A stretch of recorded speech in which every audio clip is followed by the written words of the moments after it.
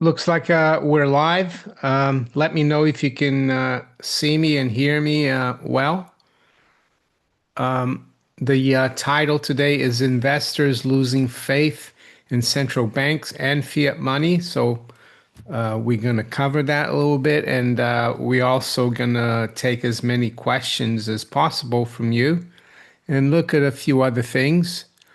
Yeah, so Clive will be coming on in about 10 minutes or so. I've invited, and we also gonna. Sorry about that. I invited Francis Hunt or the Market Sniper. I'm not sure if you'll be able to make it. I haven't heard back from him. I know a lot of you ask about Francis. We'll see if he comes on. So let's see who's here. There's quite a few already.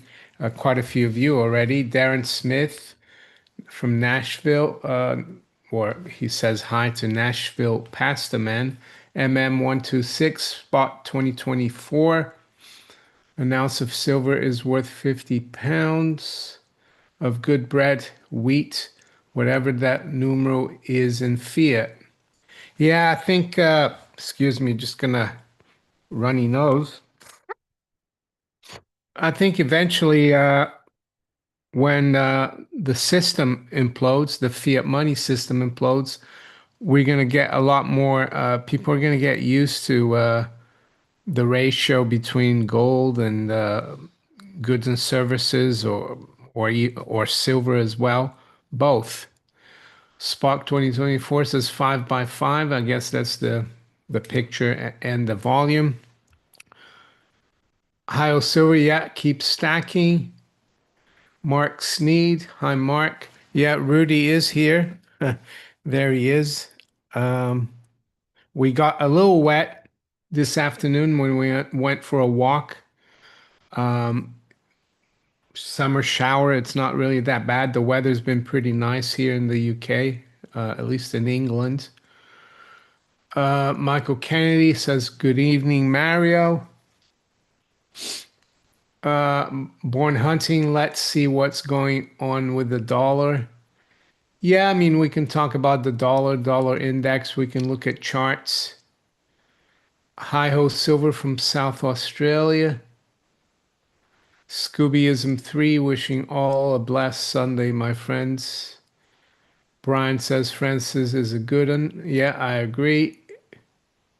4253 Sunil says, Hi Mario.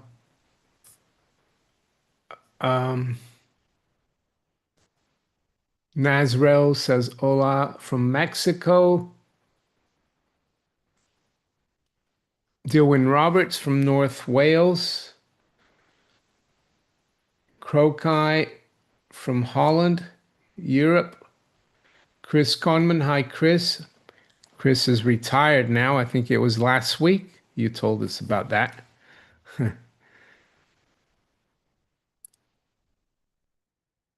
Dembro, FKNISK. It's smoky in Colorado too. Whole Bitcoiner says, I see the crash starting in the fourth quarter, 2025, and on to the first quarter of 2026. Marcin Lucas, hello from the South Hole, that is Whitechapel. Whitechapel, yeah, that's the home of, I think, the, I forgot the name now, back in the late 1800s, the guy who murdered a few women. I'm sure one of you know it, you can say it. He was from White, all those murders were in Whitechapel.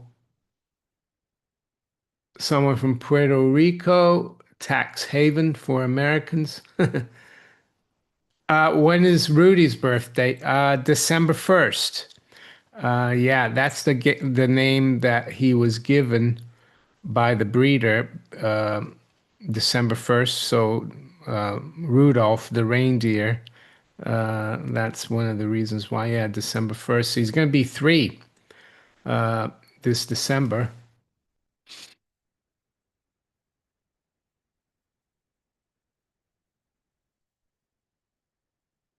Mitzi Lawrence from London. Hi, Mitzi. Yeah, Jack the Ripper. That's the name. You forget things when you get older like that sometimes. Uh, Michael O'Neill from From. Oh yeah, Froome. From said, yeah. There's some funny, some unusual pronunciations for, yeah, Froome. Yeah, yeah. I got it. It's Jack the Ripper. That's fine. Uh, James Richter says hello, Mario and friends. Chris Conman, how's Rafi doing these days? Well, I haven't really heard from him. I see he's still posting videos, so I assume he's fine. Uh, I haven't really looked into the life of H.G. Wells. I think he was from Bromley, though. Yeah, that's where I used to live. But other than that, I don't really know that much about his life. Rich Tugas from Montreal, he says bonjour from Montreal. Andy Kasprich, good afternoon, Andy.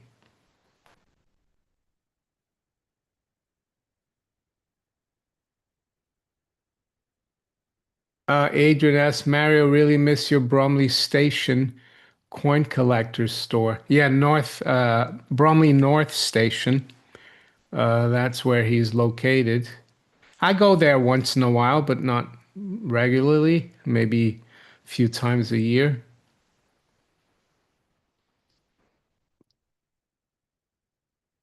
Alan Jones, yeah, I did buy a new mic because I still have my old one, which is a Shure as well. It's Shure, yeah.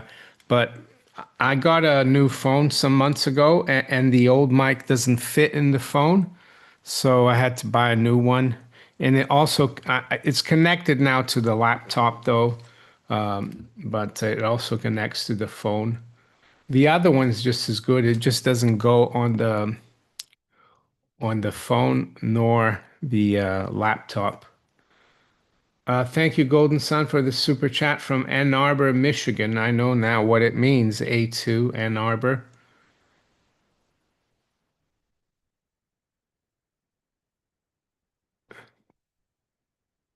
Oh,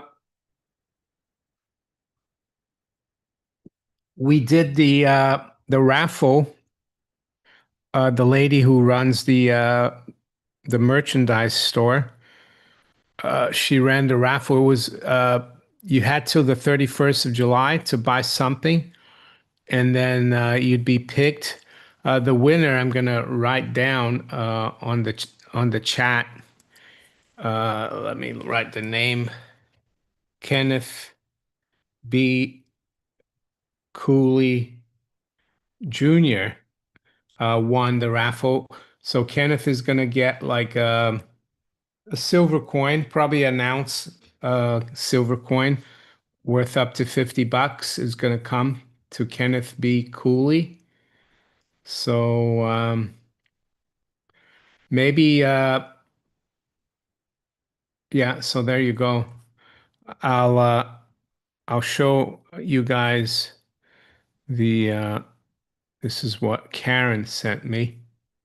So there you go. That's the raffle, and Kenneth B. Cooley Jr. from the US won the raffle. There you go. Hopefully he'll be here listening to us. Robert Abrams, have you seen the Market Snipers new video on gold and so on? Just curious what your view is on this. He shortly mentioned Clive as well. That some that people seem too bullish on precious metals. Do you mean TOO bullish? No, I haven't watched his video. I mean, I don't. Sometimes I do watch other people's videos, like other people in that do stuff similar to me, but I'm not. I don't sit and watch like him or Clive or anyone else all the time. Or I try to have my own ideas. I personally, I think. Francis is a bit of a trader as well, and a lot of his followers trade. I'm not, so I'm not worried. Long term, gold and silver, they're no-brainers in my opinion. So I'm not going to let go just because they might correct a little bit in the short term. And I actually think the correction might be over. The consolidation we've had since April basically in gold and silver. So that's the way I see it. Hi, Clive. Hello, good evening, Mario. Good evening, viewers. Yeah, yeah. We just had a question about Francis. Apparently, he made a video and he said some people are too bullish gold and the precious metals, and apparently he mentioned you as well. I didn't watch the video, but what I said is that I like Francis, and he's great analyst. I even asked him if he wants to come on today. I've just sent him a message earlier today. He might show up, he might not. But yeah, that's what he said. But what I said, Clive, is he's a bit more of a lot of his followers like to trade, and I'm not really here to trade gold and silver short term. I'm more here to warn people about the system and that having gold and silver for the long haul is the thing to do. In my opinion, Clive, it's a no-brainer to have gold and silver. So maybe we can start on that and what you think. So I don't think you can be too bullish if you're in it for the long term. But if you're a short-term trader, it's perfectly in order to jump around from short to long and long to short all the time and try and second guess the market. And perhaps if we go back a few days ago before the latest jobs report last week, um, it did look like silver and gold were coming under a lot of pressure, as were equities. Well, equities were doing all right, but then suddenly everything flipped. We had the jobs report, and gold and silver jumped up, and equities went down. So all those people who were thinking that gold's going to go down last week were selling it with the hope of buying it back later at a lower price, kind of got messed up by the surprise, the really awful number from the jobs report. So people sort of Yeah, rushed to the safety, didn't they? They rushed to the safety of gold. But I think long run, I don't think there is such a word as too bullish because money is going to zero. So yeah. where does that leave gold at the end of the day? It leaves it at infinity at some future date. We don't know when that will come. Yeah, William PMCD, he's asking if I stack copper. Well, I have 1 kilo bar of copper, which isn't really worth that much. It's not like a kilo bar of gold. Will I stack copper? Maybe through a mining company, a copper mining company, but uh, if I wanted to really stack loads of copper, I'd have to probably build a little warehouse at home and have you need a lot of it to make it worthwhile. And I saw that copper dropped like 20% on August, was it August 1st, the Liberation Day 2.0, because President Trump, he exempted, I think, raw copper from the tariffs. It's only the copper pipes that he imposed the tariffs on. And that was a surprise. The market had gone up because they didn't think he would exempt raw copper. Do you stack copper, Clive? Um, I think the way to do it is to hold the mining shares, the companies which mine copper, and there's a lot of them out there. There's Vale, there's Anglo American, there's RTZ, or Rio Tinto, it's called these days. Yeah. There's Southern Copper, for example. So any of these companies could be a way to play the game.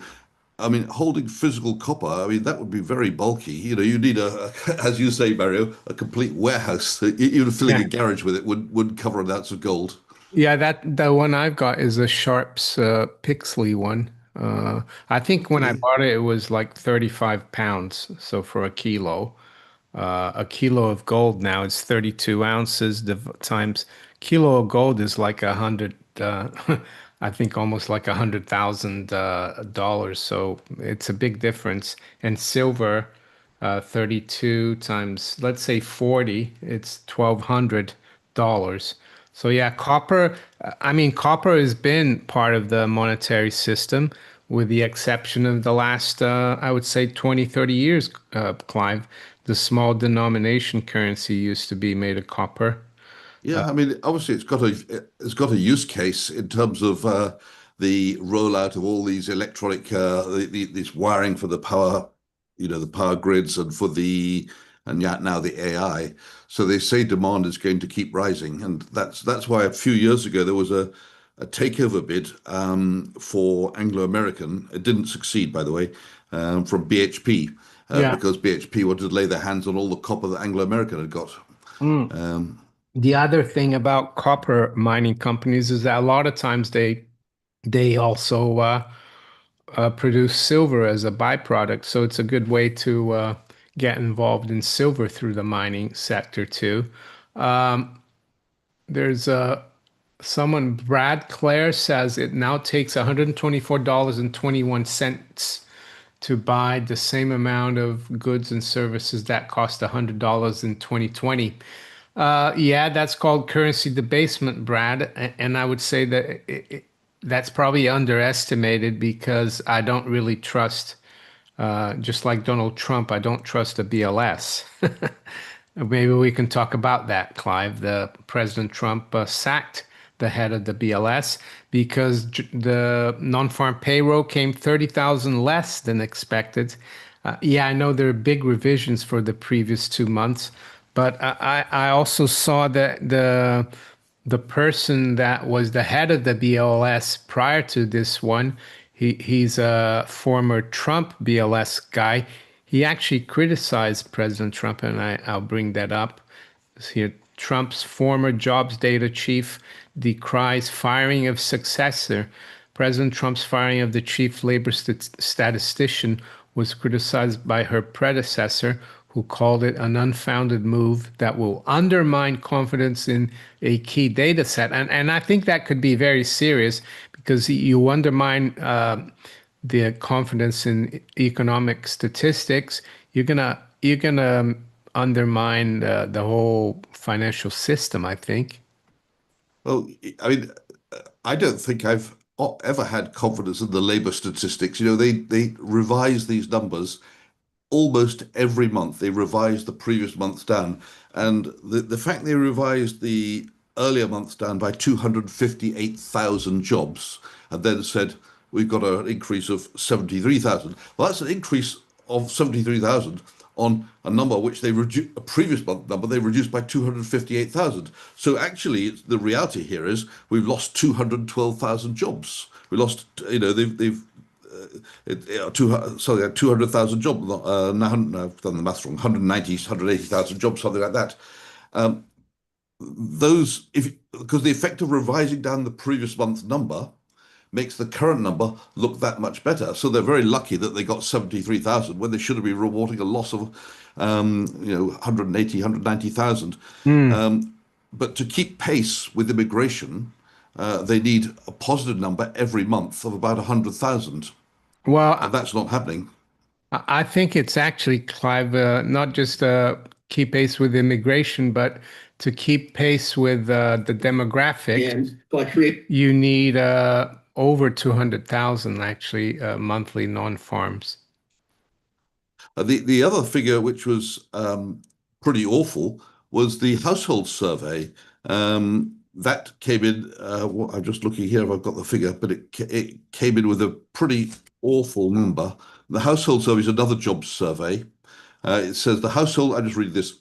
The household survey, which forms the basis for unemployment rate calculations, showed an even more concerning decline of 260,000 workers, while labour force participation rate dropped to 62%, its lowest level since November 22, 3 years ago.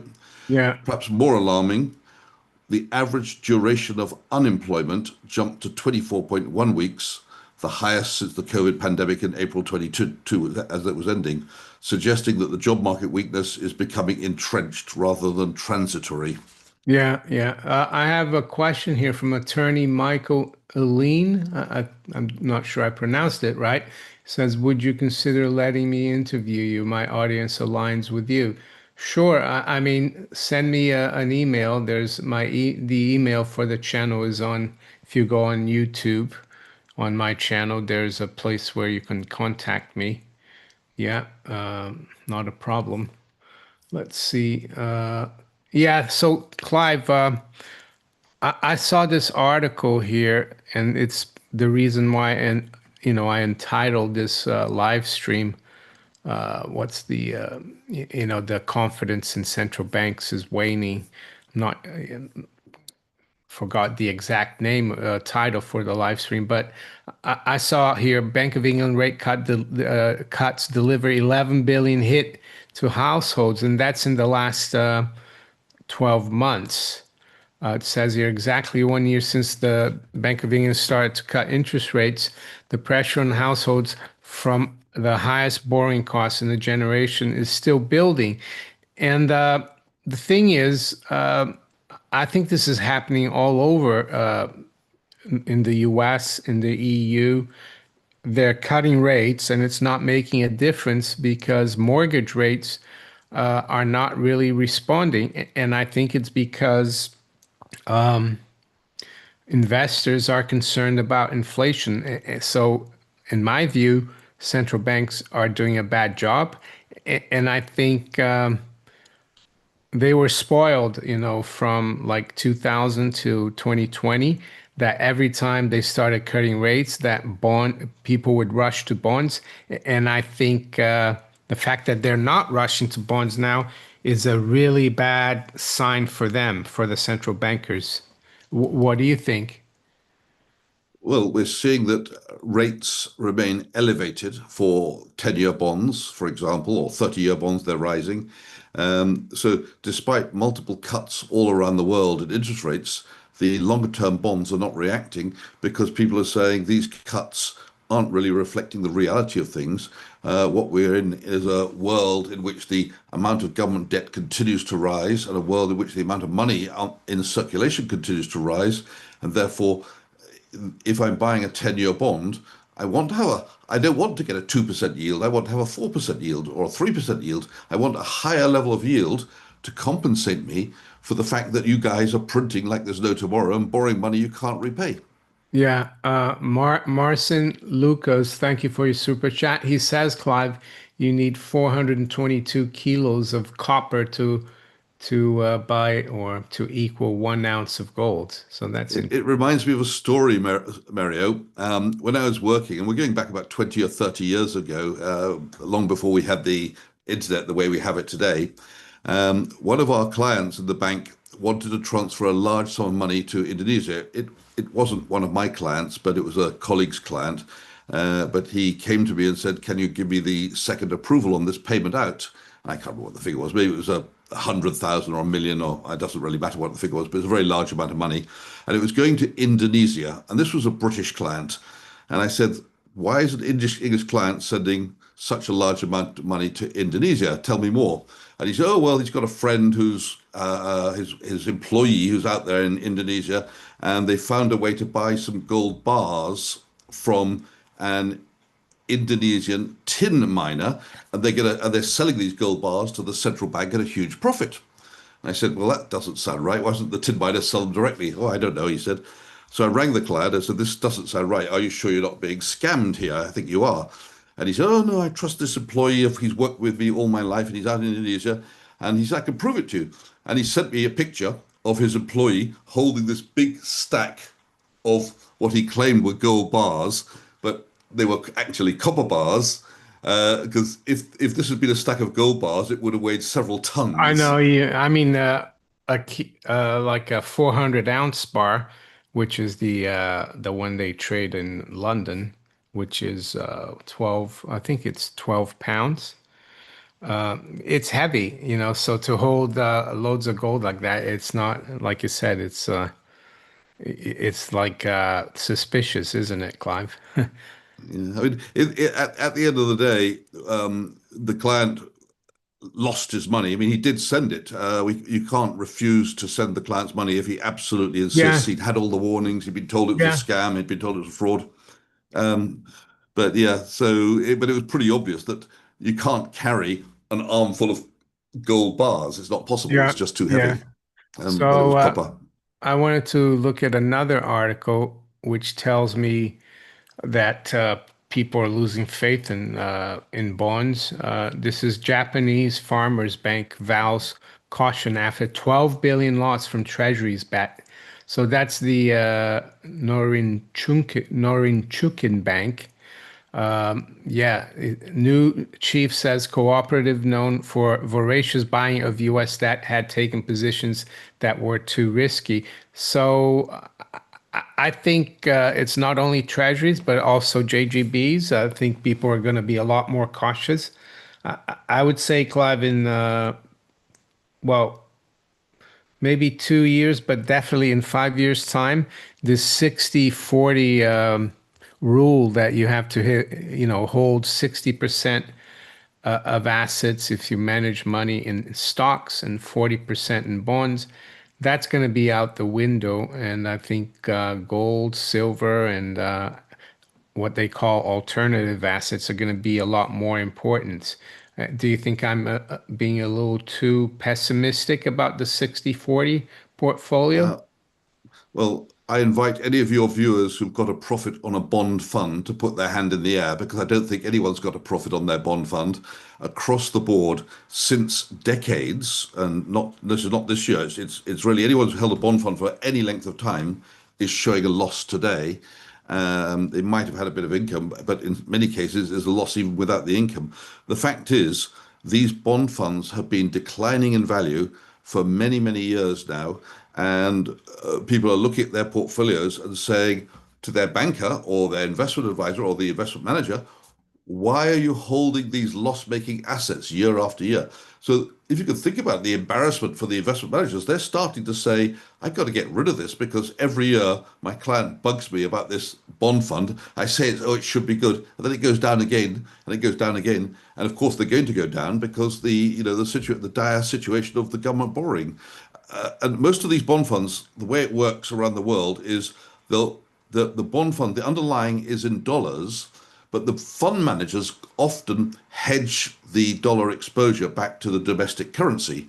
But as you can understand, that has got quite a heavy cost Yeah. because when the dollar interest rate is higher than the domestic rate, hedging back will if let's say the American rate is 4% and the European rate is 2%, the hedging exercise alone will cost you 2%. Hmm. It costs you a bit more because they have to roll that every 3 months. It gets rolled, Yeah, rolled, yeah. rolled, and that's costing another 1/4% each time they roll it. So it's a very, very expensive exercise. You're on a hiding to nothing if you're holding a bond fund in Europe. Yeah, someone's saying here over here, how about interviewing the bald guy YouTube channel? Yeah, I think we follow each other on Twitter. Yeah, he has a good channel. I haven't really listened too much to his stuff, but yeah, I'll think about it. Oh, Clive, I wanted to show you and the viewers. Uh, I mean, I have had Ripple many years ago. I had quite a bit of Ripple or XRP, but I met someone on, I think it was Friday. We went out for lunch. It's actually one of the viewers from the US. He came to London and he invited my wife and I for lunch. He was there with his wife and daughter, and he gave me a Ripple silver coin, which is interesting, 1 ounce. Has it got a peelable code on it? Yeah, I think it's in here. I've got like, where is it?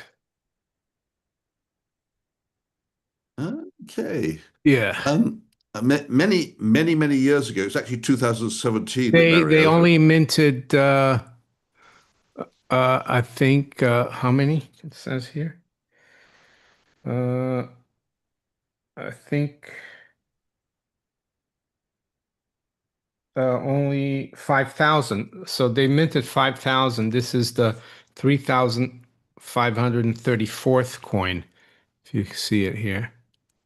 Okay. It's worth the silver value plus presumably Yeah, the at least, XRP, whatever that's worth. yeah. And then there, he also put in there for me a 1 gram silver bar, really tiny. Okay. It says, I think it says Trump on it. Well, So, that'll be worth it. That will be worth a bit more than a dollar. yeah, there you go. Excellent. Tiny gram of silver. Um, I was going to say on coins with cryptocurrency on them many years ago in 2017, when it was a bit more difficult to buy Bitcoin. I had a look in the local paper to see if anyone was selling any, and I came across a guy selling what's called Cassasius Bitcoins, which are they're coins uh, produced by a guy. He used to give them away, but then he started selling them. But they have a sticker, a destructible sticker, which if you peel it, the sticker destroys. But underneath you have the Bitcoin code to 1 Bitcoin. yeah, I remember those. Someone saying here, Michael Kennedy, Hillary Clinton arrested this week. I didn't hear anything about her being arrested. Do you mean she will be arrested this coming week? You know, people are waiting for arrests and nothing happens. Don't know. I haven't heard about that. Trump was supposed to lock her up in his first term, so I wouldn't hold my breath. Anyway, let's look at some questions here. If anyone's got more questions. I saw one which was a bit earlier addressed to me, Yeah, Mario. yeah, go One of your ahead. viewers said, "Where does Clive get his $15,000 gold prediction from?" Or why 15,000? I was talking, that was in the context of will the Fed revalue gold at a higher level in order to book a profit? Um, Whatever level they book it at, higher than the $42.22, they'll make a profit. Yeah, The reason I got to 15,000 would be is it's enough to pay off this year's deficit and next year's deficit and reduce the national debt a little bit. It won't reduce it that much. But of course, there's plenty of people who think, well, they should do it at a much higher level to pay off the whole of the national debt. I think that's too risky, but I think there's no problem if they do change the price of gold. The question which everyone will have is if they change the statutory price of gold from $42.22 to today's price or some other level, will that put a floor under the gold market at the new level? Well, we don't know that. But obviously, a lot of gold bugs, myself included, wouldn't object if the price of gold is underpinned by a new statutory price from the Fed, or not from the Fed, from the Treasury. yeah. Someone's asking how much a silver dime is worth. Well, I'm not sure. You'd have to get the weight. Let's see. Maybe ask. Is that a test question? Know what a dime is? Uh, I don't know. I have no idea what a dime is. It must be it's 5 cents or it's 25 cents. 10 US cents. Uh, Okay, excuse my yeah, ignorance on that one. yeah. I mean, it's. I think a $0.50 is around. You probably pay now like $12 for it, so you can do the maths. So it's about yeah, it's about you know a fifth of that. So about two and a half, yeah, $2.50, the silver amount of the dime. Mary, I've just pulled up this story about Hillary Clinton. Yeah. It's a fake viral video, which is based around her falling ill in 2016. Oh yeah, Uh, she's so going into the van, isn't she? Or yeah, so it makes it look as though she's being arrested from then, but obviously this is yeah. just Well, a bunch of people spreading false news again. I remember that. I mean, that wasn't a false video. I remember she was ill during the Mm. campaign. But anyway, Chris Conman, thank you for your super chat. If gold is revalued to 15,000, will Newmont stock shoot up to 300 overnight? Thanks. Yeah, I think it would. It would shoot up quite high. Right now it's trading around 63, 64, and I think last year it bottomed around 30.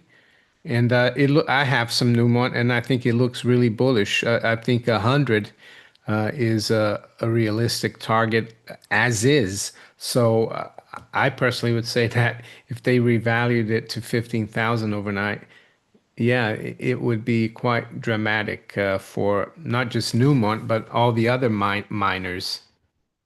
Well, full disclosure, Mario, I happen to be an owner of some shares in Newmont Mining, so I'd be very happy if it went up to any figure above where it is now.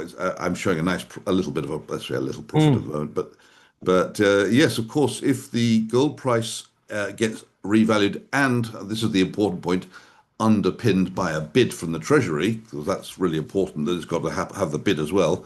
Nobody's going to sell the gold for less than the bid anywhere on the No. planet, and that means the gold mining shares would do very well. Yeah, I agree. CAD 1050, what's your thoughts on UK Royal Mint DigiGold and DigiSilver? They say it's fully backed by gold and silver in their vaults. Yeah, I've seen those DigiGold and silver from the Royal Mint. I don't trust them as far as I could throw the Royal Mint. Yes, the coins they mint, the gold and silver coins, are legitimate, but I wouldn't deal with them. I wouldn't send them any money for them to store DigiGold or silver to me. I think one of the reasons they do it is because the government, the Treasury, and the Bank of England have told them, try to keep people from buying real gold and silver. Start this DigiGold, DigiSilver. Yeah, I would. That's not the way to buy gold and silver. And what do you say, Clive? I'm sure Well, you agree with me. yeah, I mean, I would like to see one of your viewers go along to the Royal Mint and say, "Can I have my gold, please?" and see what happens. I Yeah. think they're going to get shown the door very rapidly. Yeah, and especially if there's a major financial crisis, you can bet they'll pay you cash. They'll never pay you the physical. Yeah, I personally wouldn't think of holding my gold there unless I was absolutely confident they will give it to me when I actually want it, and which will be at the same time as everybody else wants it. Yeah, yeah, and I think it's still early days, in the I think there's many people are not aware of because normally you can have a bull market in precious metals as we had in the early 2000s and so on. But now I think it's more than a bull market. It's the fiat currency system really on the ropes, and that's that's more than a bull market, in my opinion, Clive, for gold and silver. It's the place where you want to be, really, because it's like you see a tsunami coming. That I think it was 2004 that Banda Aceh tsunami, and you got to run, and this tsunami is coming, and you can't stay by the beach waiting for it. And do you remember that? I think what happened before the waves came back then, that it looked like the tide went out, like the water just was sucked off, and people stayed there. But it's something really unusual. But that was because of the tsunami, and yeah, You and know, I it's kind of like maybe the you could see the dollar rise quite sharply when things get really bad, but that would be the analogy would be the tide going out or the sea going out before the tsunami. One of the things I've learned in my 50 years of investing is to heed warnings. And I suppose most of my career I didn't heed them. But the one which resonated most in my mind was prior to the 2008 global financial crisis. I was reading in reputable newspapers like the Wall Street Journal and the Economist about the impending housing price crash. They were giving specific examples of these loans which were being made to people who had no chance of ever repaying them. And they said it's going to be a big problem. This is long Mm, before it actually was a problem. And you know what? I read it, shrugged my shoulders, and carried on investing. yeah. But now I think if I hear a warning, I pay much closer attention to it, and I think the world is getting a warning about the Fiat system, Mm, the rising level of distrust in mm, our central banks, and the ability to manage the nation's money supply and manage the nation's debt. That's obviously not the central bank's role to manage the debt, but it does seem that governments have lost control of the financial system. They're basically on a borrow, borrow, borrow, and there's no end to it. mm. Yeah, so I'm trying to find this here, the tsunami, but anyway, yeah, it looked like the tide went out and everything was safe, but then it just rushed, and I think this is what's going to happen monetarily. So let's see if we got any more questions. Gold is Somebody's worth, actually saying, someone's saying here they warned about the 2008 crash in September 2006.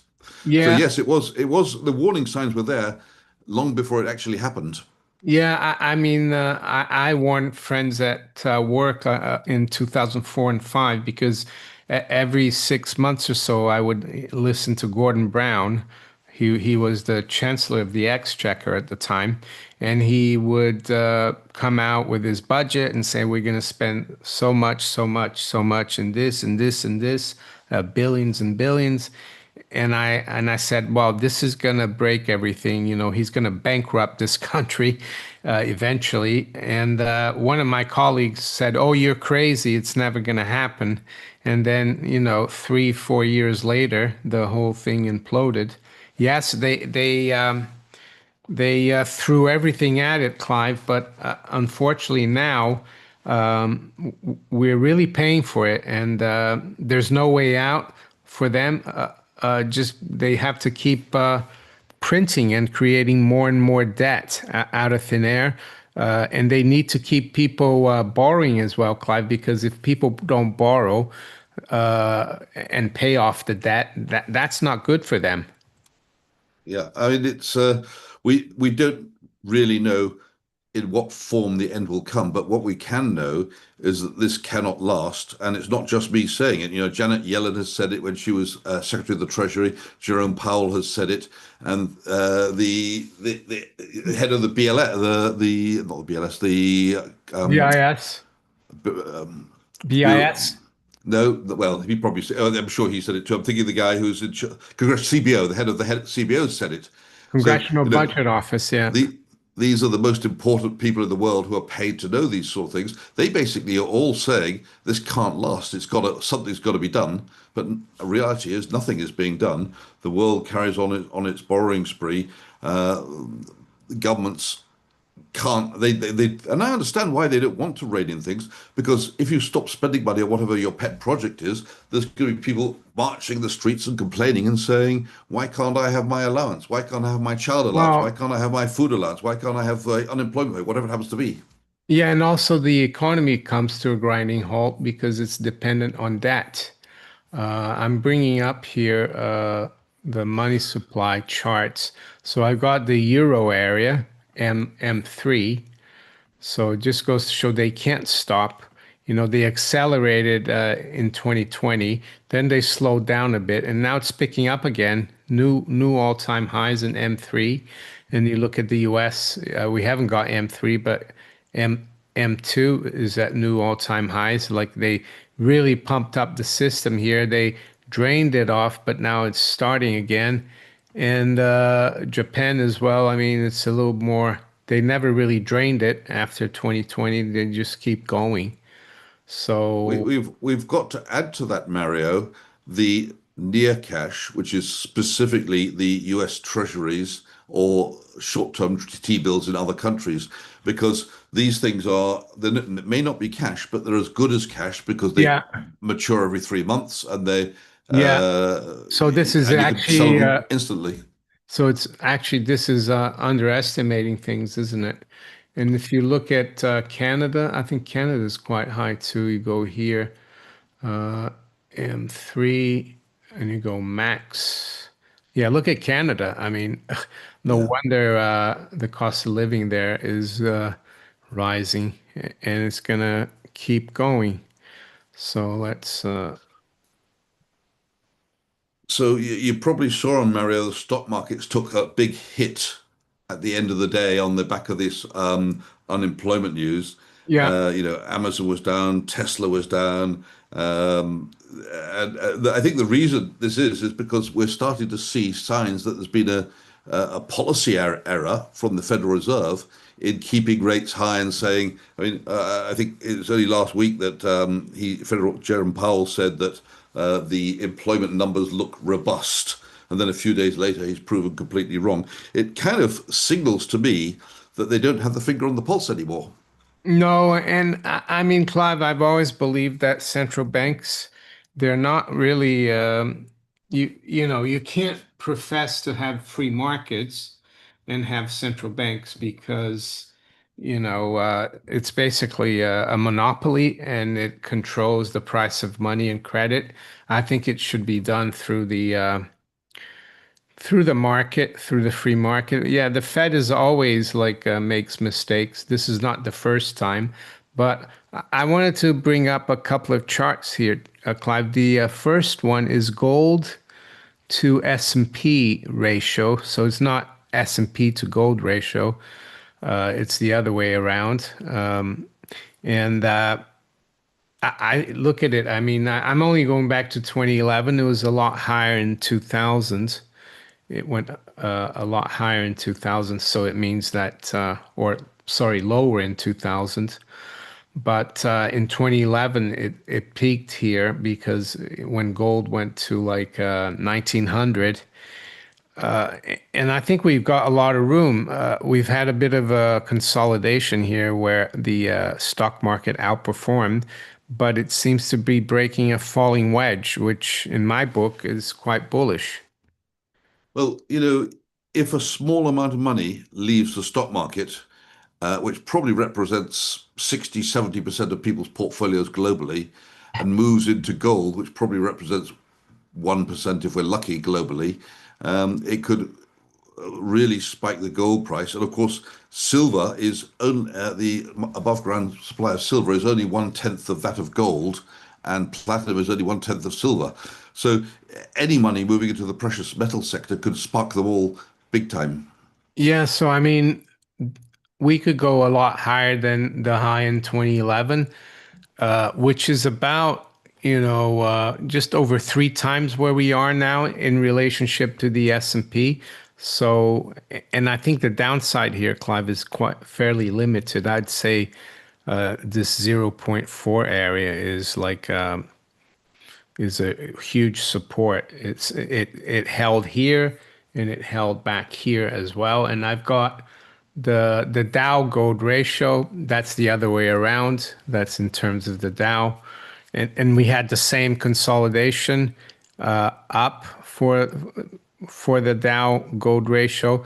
And on Friday, Clive, it broke below that. So I think we could have a really interesting let's say, final, 4 months of the year. Well, all I can say is the gold price is below its all-time peak at the moment by what, $100 or so. Yeah, Those people who believe in buying the dip, we're in the dip as far as I can yeah, see. yeah. So Mussolini said that fascism should be called corporatism. JM says, neighbor, let's see. Hi, Mario. When you lived in Brazil and hyperinflation kicked in, how was metals used for transactions? Daniel El Sovrano says, well, there was no one used gold and silver in Brazil. They used the dollar because back in the 80s, the dollar was still like, and even today, Brazilians use the dollar, I would say. So if you had dollars, you were fine. But if you didn't, yeah, I never really, no one ever talked about gold and silver in Brazil when there was the hyperinflation. It's weird. I really only learned about gold and silver as money Yeah, back in the late 90s, early 2000s when I was already in the UK. Mario, I've got two questions for you. Yeah. One of your viewers wrote to me actually and said, "Can you recommend any books about when there've been previous currency resets, such as the ones in Argentina, Brazil, and of Yeah. course the United States in 1934?" The only one I could think of was When Money Dies, which is all about Germany. But I wonder if you've got any books that your viewer could read, which would talk about the previous monetary resets. Um, yeah, I have a book. It's like let's see, I think I have it here. I mean, I know you've recommended this one. I'm sure your viewers, When Money Dies, Yeah, which is What Money Dies is good. Let's see the other one. it's a classic history of what happens when a nation's currency depreciates beyond recovery. And Yeah. then it talks about the German crisis as the money went Yeah. gradually to I nothing. think fiat money inflation in France is a good one. Uh, Hmm. they brought in a new currency, back Assignat. yeah, assignat backed by the land of the church and also the confiscated estates of the aristocracy. And that didn't work out because they said, well, we're only going to print the first issue, and then it's going to kickstart the economy, and we won't have to do it anymore. But after 6 months or so, or a year, the effect was weakened, and they kept printing. And then they had like a reset with Mandat Territorio 6 years later, and that didn't even get off. That didn't even start. That failed miserably. Well, But hardly surprising since people have been cheated once. They're not going to go for yeah, the next one. I mean, yeah, they're going to say, okay, the government made us a promise. Why would we trust the next one? yeah. There's another book here. Let's turn the light on. It's a bit dark. Let's see if I can find it. It's a book that it's was self-published by this guy. Where is it? I've, I haven't got it now, but it's this book written by this guy that talks about all the thousands of fiat currencies that have failed, Clive. So, I have a little collection of defaulted banknotes. Um, I don't know how many countries I've got, but it's good. It's at least 100 countries, yeah, and a lot of these banknotes were the last banknotes to be printed, and they've all got many, many zeros on yeah. the end of them. Well, I think I've got it here now. Hold on. This is the one. You might be able to find this. You see, it's fiat paper money, Oh, that's nice. the Yes. history and evolution of our currency, Ralph T. Foster. So you might want to look, you might find this. So, like here at the front jacket, Clive, it's got all the list of all the currencies that have been, that went to zero. And then in the back as well. Then he's got another list here.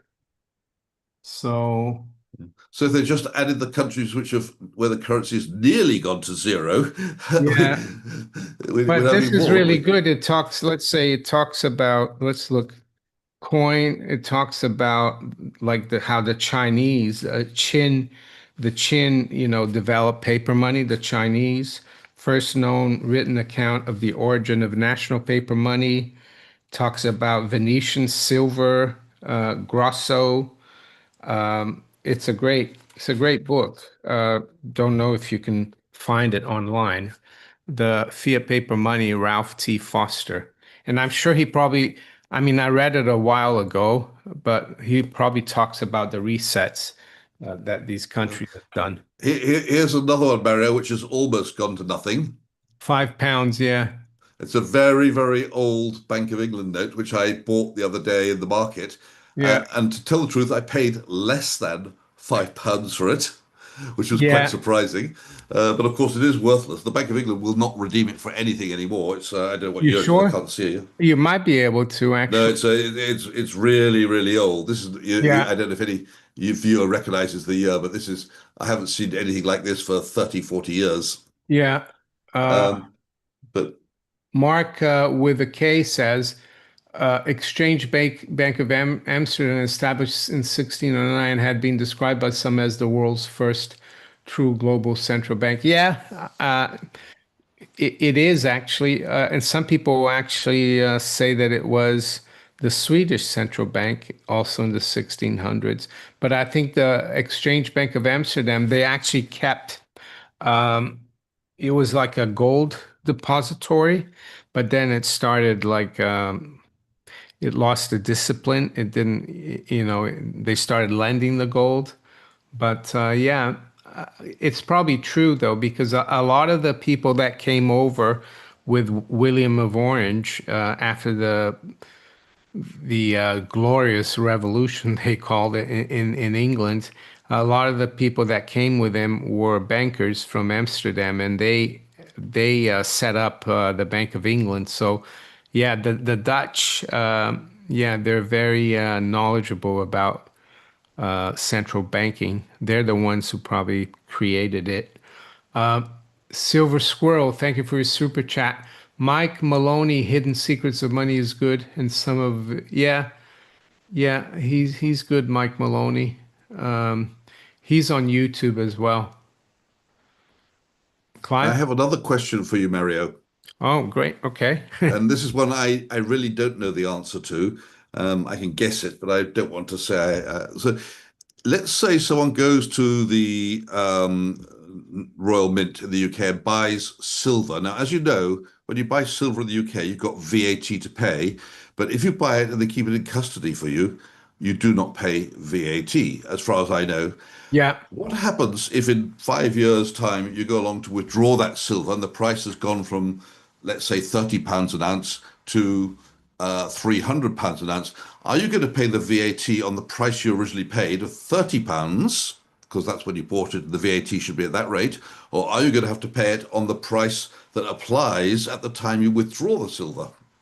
I think you pay the VAT on what the price that you paid. I don't think it matters where So the, that's a good way to dodge the VAT. You could have all the gain yeah, I could if be it wrong. works. I don't know. That's a Yeah, good, I that's don't know. something good to check. But the problem is that if gold is at, let's say, £1,000 an ounce, when you go and get it, they might not have it. That's the only problem. They could come to you and say, "We'll pay you cash." Well, if they pay you the £1,000, I suppose you won't be complaining unless, of course, the pound is completely worthless. Yeah, that's right. Yeah, but no, yeah, I think yeah, that's a good question. I never thought of that. That's how a lot of people get exposure to silver, and I think gold investments, who I'm affiliated with, the precious metals dealer, most people that use them buy physical gold and silver, but they also provide a service, Clive. And I think it's based in Switzerland, the vaulting, and you can buy unallocated silver and pay no VAT. So you just get exposure to the price. Well, So if the silver is in Switzerland and you fly to Switzerland to withdraw the silver, I'm wondering whether you'd pay British VAT because you lived in England or whether you pay Swiss but VAT. it's unallocated, so it's not really for delivery. So Okay. it's just for trading. Yeah. Uh, oh, Darren Smith says you're going to pay VAT at the 300 an ounce price.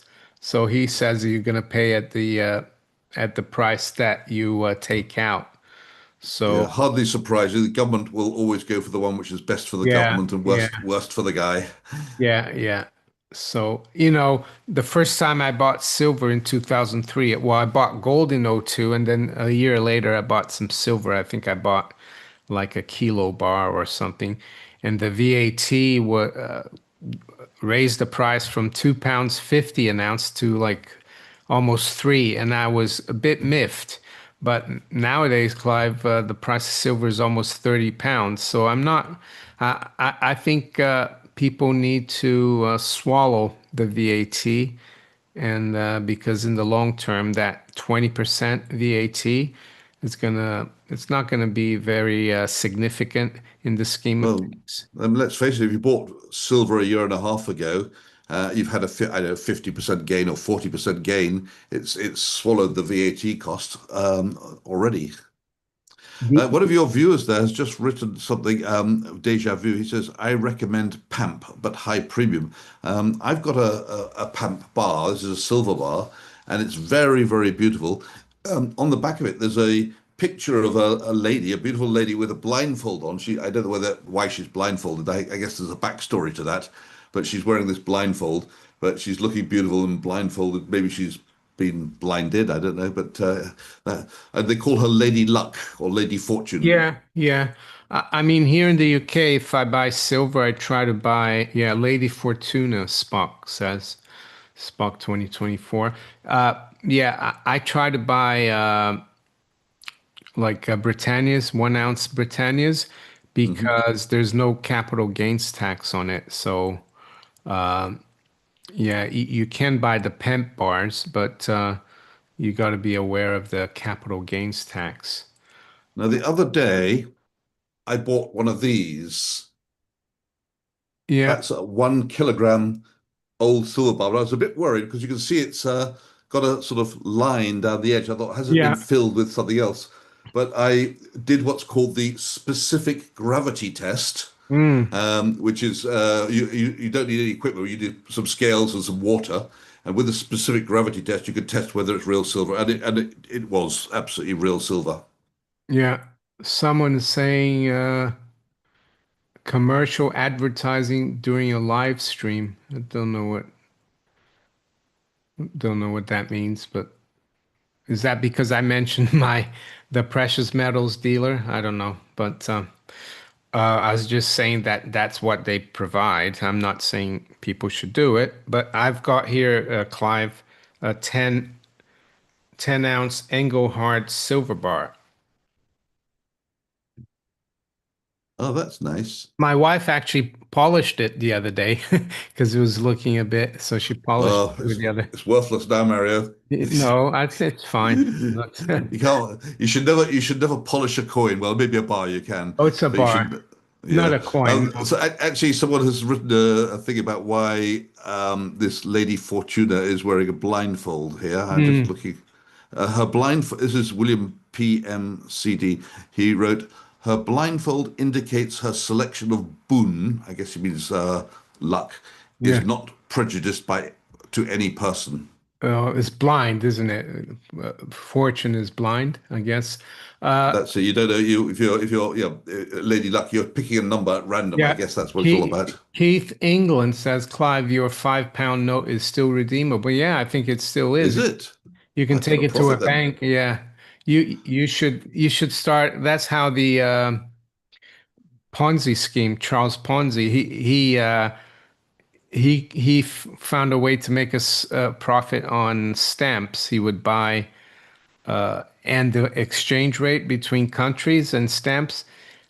So he basically used that idea to tell people you put, $10,000 with me, you get a huge profit. So what I'm trying to say to you, buy loads of those notes and come to England to redeem it. But it doesn't work because it's not worth it. Born for free, taxed to the death.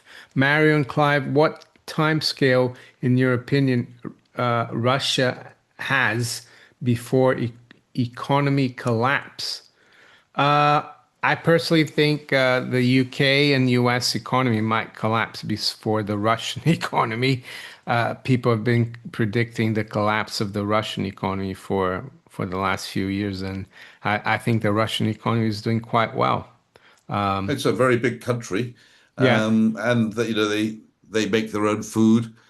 yeah. They've got the oil. They got Why would it collapse? Why would loads it of collapse? loads of gold.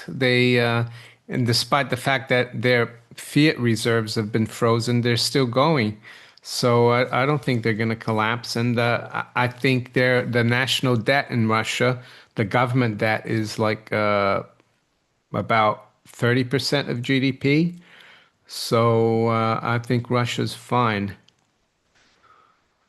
You might not like that answer, but it's just the way I see it. The other thing I bought in the market the other day, last week, was an American $2 bill. Yeah, I have one But of those. they made me pay 2 Swiss francs for it, which is a bit annoying because 2 Swiss francs is worth now more than $2. Yeah. But I thought that was quite fun. Mm. Got a nice, it's got a picture on the back of them signing the Constitution because Okay. it's Abraham Lincoln and Thomas Jefferson and the usual crowd. Oh, I don't think Abraham Lincoln was around at that time, but Oh, I don't know. I don't know who it is, but he was doesn't say. Civil War. But anyway, Martin Lucas, I don't buy Britannia if I can help it. Buy the special releases on the best value basis. Okay. Well, I think any silver coin that's minted by the Royal Mint is fine. It's not just Britannia that is exempt from capital gains. Well, my advice, Mario, is that people should buy the coins that they like the look of, and especially if those coins are part of a larger collection, because Mm, then it can become quite fun to try and find the coins that you don't have in the collection. And yeah. it takes time, but over time you'll find that one here or one there, they turn Yeah. up a bit left and right. Low blood pressure asks Mario, when are you coming to play at Pebble Beach? Well, I don't know, but I played Pebble Beach, Clive. It's a famous course in the States, back in 1989, actually, and a long time ago. And the day after I played Pebble Beach, I went to play another course called Poppy Hills.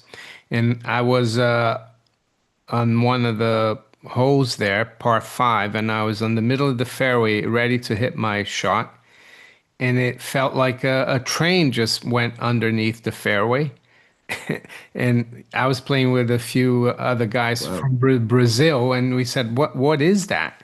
And then when we finished, it was almost dark, and we realized that they just had the big earthquake in 1989. So that was the day after I played Pebble Beach. And Was that when the Kobe earthquake? no, that was the San Francisco Oh, okay. 1989. Yeah.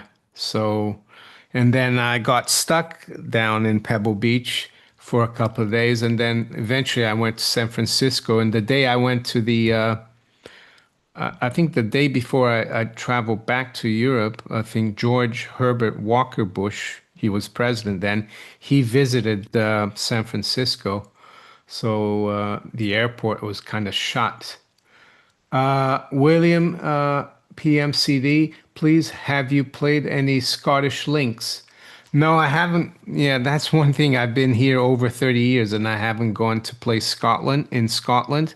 I have played Royal Port Rush 30 years ago. I played in Northern Ireland, but which is a links.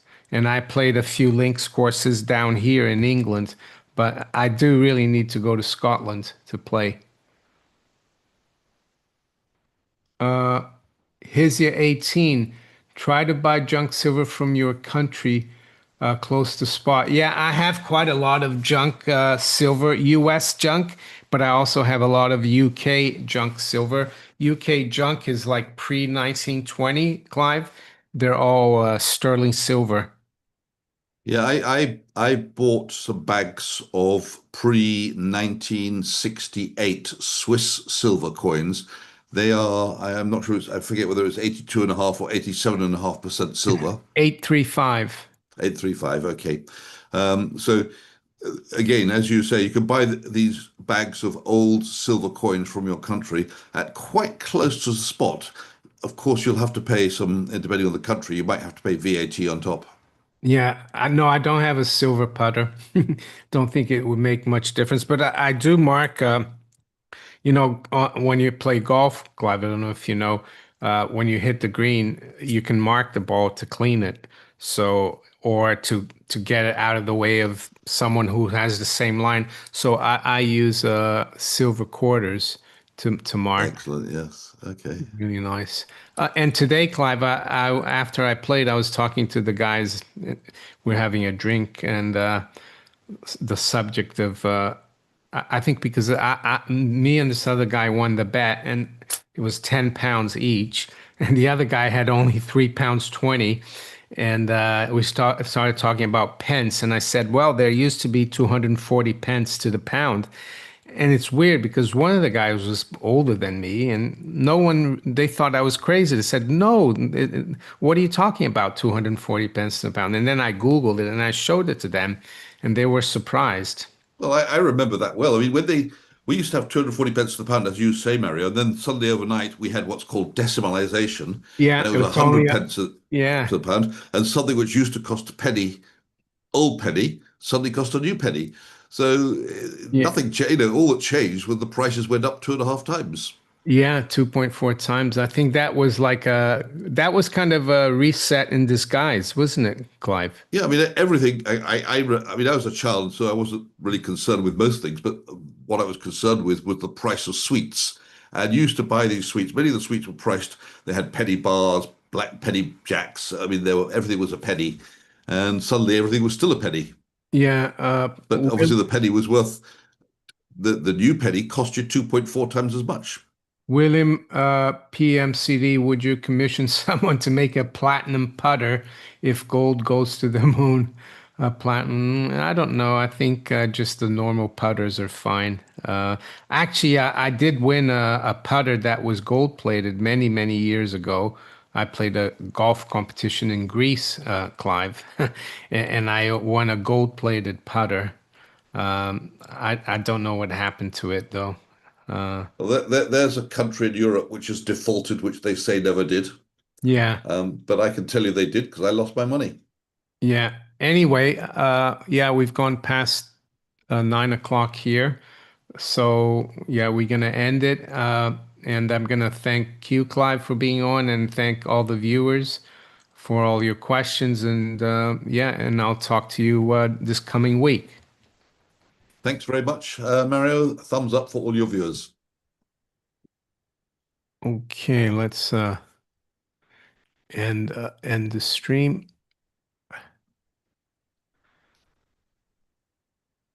All right.